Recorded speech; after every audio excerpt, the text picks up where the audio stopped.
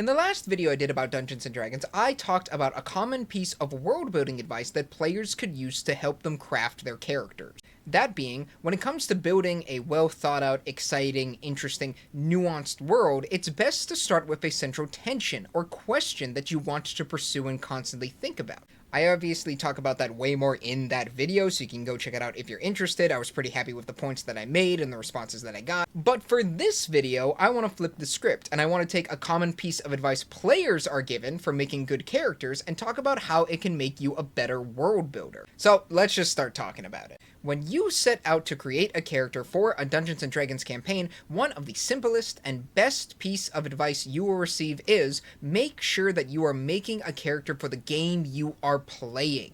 And all that means is your character should, to a certain degree, feel like they naturally belong and align with the vibe and story that is unfolding at the table. And this is obviously good advice that is helpful for a variety of reasons. Like, firstly, it is a nod, it is a token of respect to the DM or whoever is running the game. It is an acknowledgement of understanding that everybody knows what's going to happen at this shared story we've all decided to tell. Rarely, as a DM, does it feel good to share your idea and vision for the campaign and its influences and have someone completely ignore that. And usually, I'm not sure about this 100%, but I think that when the DM is aligned with and excited about your character, it generally works out better for everyone. But also, it helps you, the player, craft a better character, which in turn will help you get a better story, because the very nature of your character isn't clashing with the nature of the campaign.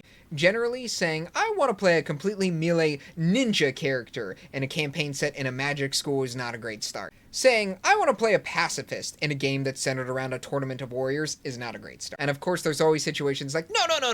My Tabaxi swashbuckling rogue, yeah, he's completely original, and he's very serious. He's totally gonna mesh with our Odyssey-inspired Theros game. Now, just to be clear, none of these are actually like hard stop, no-go character ideas. You can totally talk and workshop these ideas. You can refine almost anything to a point that everyone is at least okay with most things.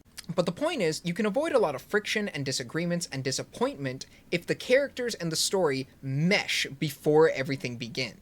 Because in a campaign where most of the problems are meant to be solved with magic, yes, a ninja character can be included in that, and yes, there can be problems created specifically for just a ninja to solve. But it means that, for the most part, the rest of the party won't get to participate in those ninja problems, and the ninja won't get to participate in the rest of the magic problems. It can be accommodated, but rarely is it going to be seamless.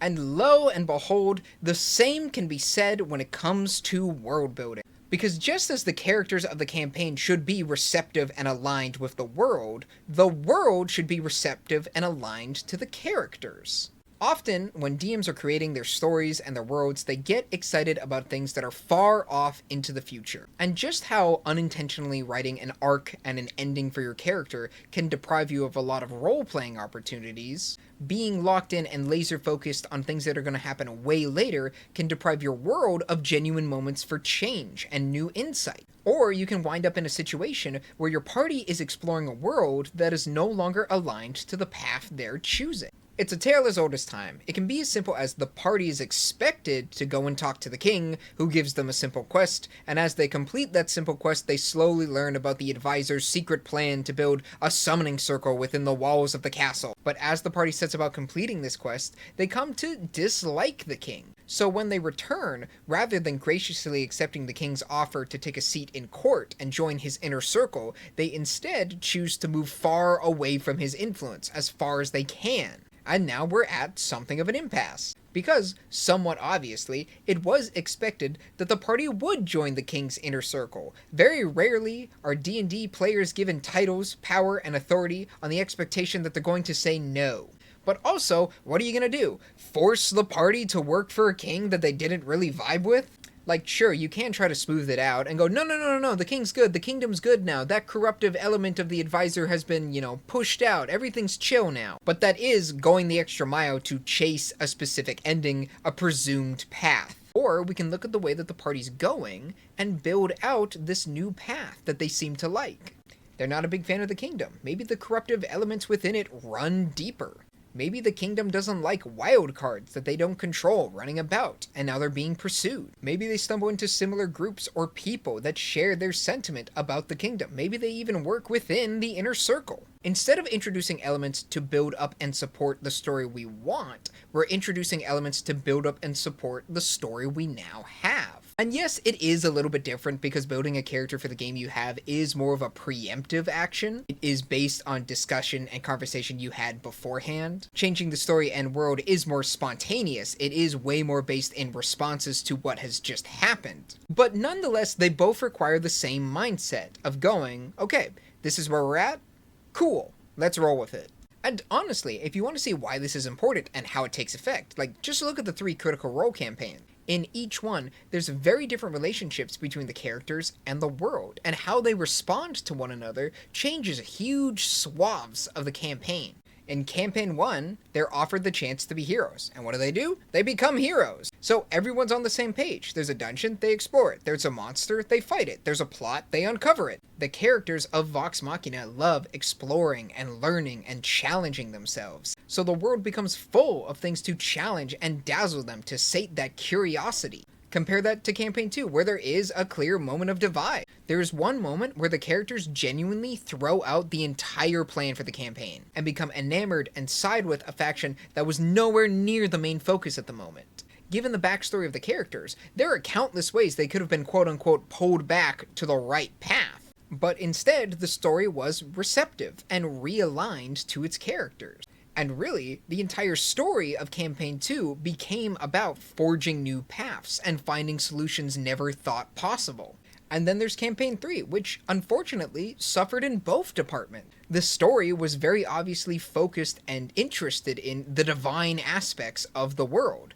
The characters were not. And despite the characters lacking connection, and almost always acting with ambivalence towards the divine-oriented nature of the story, it never really realigned to the interests of its party. And so there were a lot of moments that did feel like genuinely just going through the motions. And I bring these examples up not to say that one campaign is better than the other, or that one story is better than the other, or dunk on Critical Role. I love them, they're amazing. I bring these examples to show that this issue can arrive at any caliber of table, with any caliber of players, and can affect them to any caliber of degree.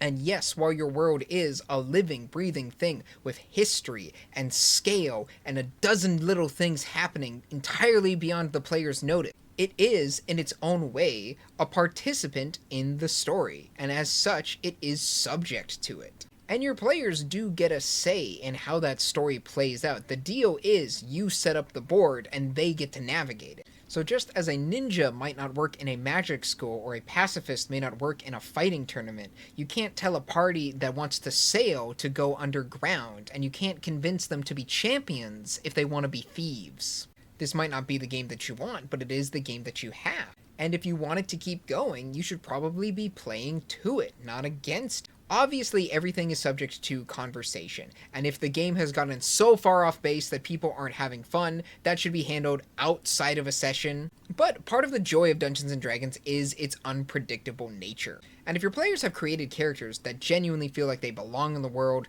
that act with reason, not just trying to be funny or running away from every single plot hook, if they're genuinely responding to the events of the game with excitement and enthusiasm and curiosity as to where things are going, that means it's working. It means that people are having fun.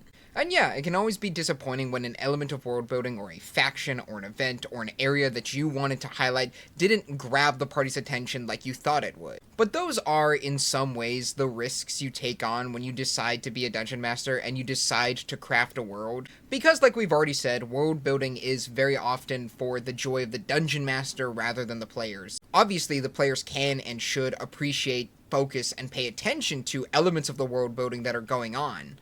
But they want to see their characters shine within this world, just like you want to see this world shine and challenge their character. And in Dungeons & Dragons, world building is very much so an ongoing process. The world is constantly changing and growing and expanding in little ways, in little details, in various different aspects across its entire scope. And if you do enjoy world building as a dungeon master, then you can get excited about the fact that your party is going in a different direction. Because now there's a new frontier, there are new questions to ask, there's a new faction to build, there is more to map. And really, if you are only excited about telling one specific story in one specific part of your world, that's not quite a D&D campaign, that's more so I wanted to write a book. And that's eerily similar to a player making a character not for your game, but for a story that they're trying to get out of your game.